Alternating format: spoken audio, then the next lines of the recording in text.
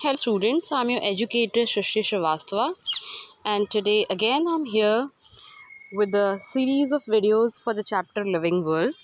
तो हमने already discuss कर लिया है about a non defining features जो कि ग्रोथ एंड रिप्रोडक्शन था.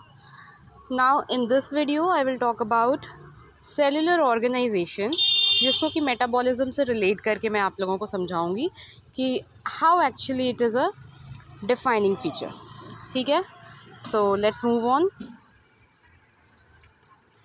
ओके, तो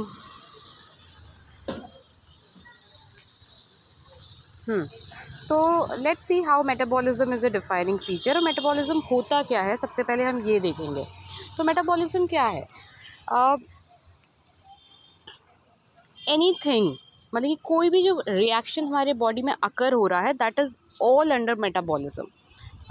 मेटाबॉलिज्म को बेसिकली अगर हम पढ़ें तो हम इसमें दो कैटेगरीज पढ़ते हैं. एक एनाबॉलिज्म पढ़ते हैं, एक कैटाबॉलिज्म पढ़ते हैं.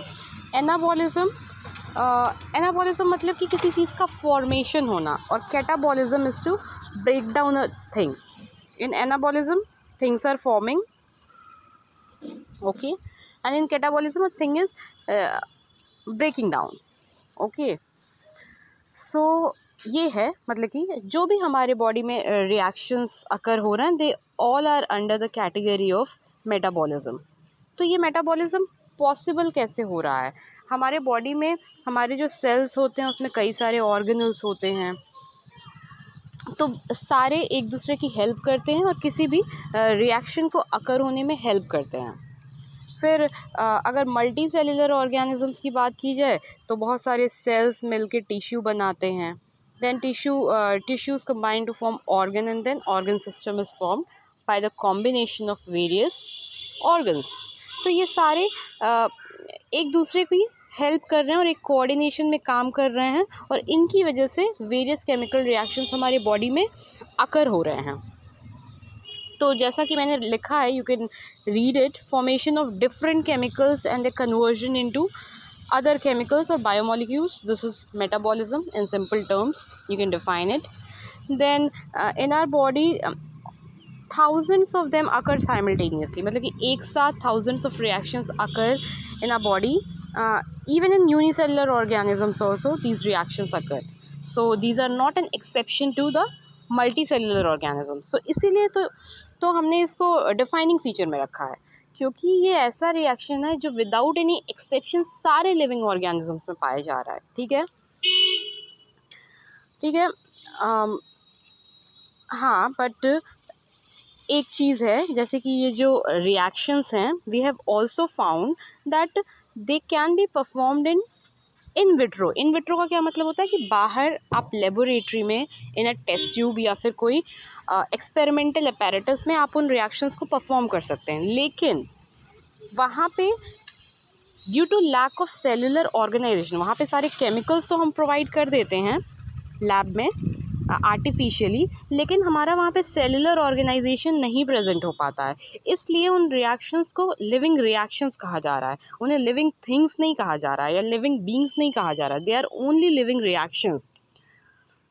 लेकिन वो फीचर लिविंग बींग का कब होगा? जब वो किसी भी लिविंग ऑर्गेनिज्म के बॉडी के अंदर होगा, क्योंकि वहाँ पे साथ में सेलुलर ऑर्गेनाइजेशन भी होगा.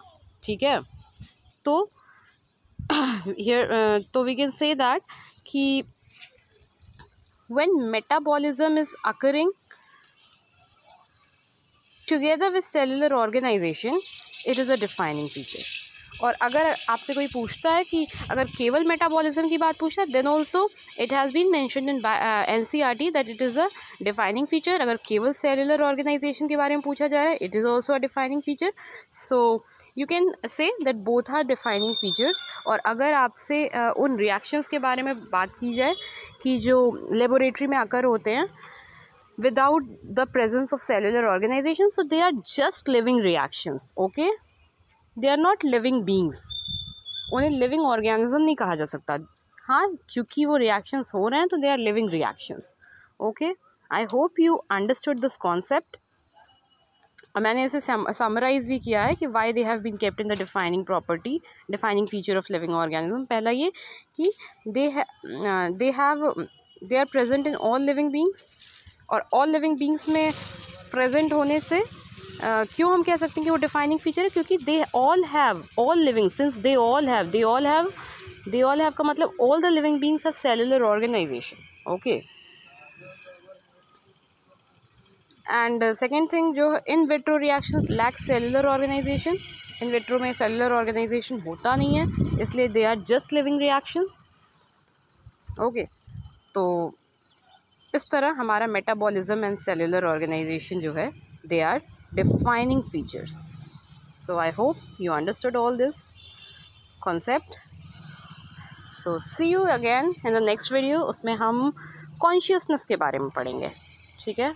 वो भी एक डिफाइनिंग फीचर है, हम देखेंगे कि वो कैसे डिफाइनिंग फीचर है, and then after that we'll continue with this chapter further. तो नेक्स्ट वीडियो में डिफाइनिंग और नॉन डिफाइनिंग फीचर्स ख़त्म हो जाएंगे, and then we will start the chapter further. Okay, so see you, take care, bye bye.